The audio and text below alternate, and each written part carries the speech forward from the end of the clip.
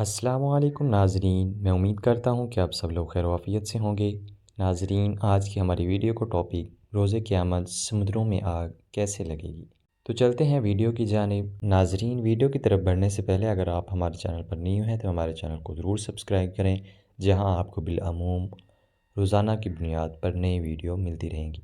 زمین سے سورج آگ کا دہکتا ہوا گولا دکھائی دیتا ہے۔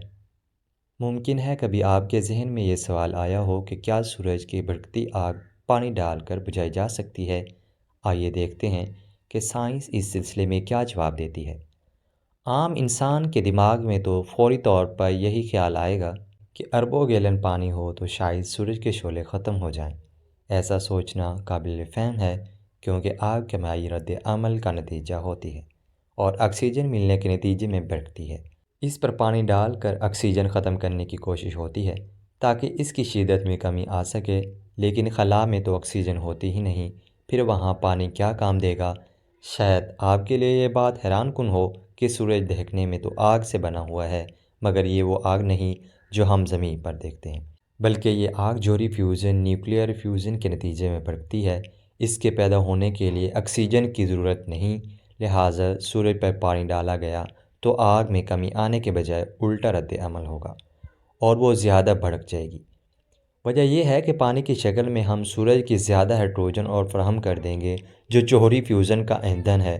نتیجے میں وہ زیادہ بھڑک کر روشن ہو جائے گا۔ اگر بہت زیادہ پانی ڈالا جائے تو سورج کے درجہ حرارت میں کمی ضرور آئے گی، مگر وہ عارضی ثابت ہوگی۔ ویسے بھی اربوں گیلن پانی سورج تک لے جانا بھی بڑا مسئلہ ہے، وہ پہنچنے سے پہلے ہی ابل کر بخارات کی شکل اختیار کر لے گا۔ قرآن نے 1400 سال پہلے کہا، وَإِذَا الْبِحَارُ فُجِّرَتْ، سورۃ التکویر پارہ 30، اور جس دن سمندروں کو آگ لگ جائے۔ گویا جو دعویٰ قرآن نے 1400 سال پہلے کہا، آج جدید سائنس اس کی تصدیق کر رہی ہے۔ نزول قرآن کے وقت کوئی نہیں جانتا تھا کہ پانی ہائیڈروجن اور آکسیجن گیس پر مشتمل ہے، اور اگر پانی کو تحلیل کر دیا جائے تو اس کی ہائیڈروجن آگ پکڑ لے گی اور پانی بجائے آگ بجھانے کے آگ بھڑکا دے گا۔ قرآن کی طرف سے پیش کردہ اس بات کی تصدیق آج جدید سائنس کر رہی ہے، جو کہ اس بات کا ثبوت ہے کہ قرآن اس کائنات کے سب سے راز جاننے والا خالق و مالک کا کلام ہے۔ اللہ تعالی ہمارا خاتمہ ایمان پر فرمائے۔ میں امید کرتا ہوں کہ آج کی آپ کو ہماری ویڈیو بہت ہی اچھی لگی ہوگی۔ اگر ایسی ویڈیوز روزانہ کی بنیاد پر آپ حاصل کرنا چاہتے ہیں تو چینل کو ضرور سبسکرائب کرتے ہیں۔ ملتے ہیں ایک نئی ویڈیو کے ساتھ، تب تک ہمیں دیجیے اجازت۔ اللہ حافظ۔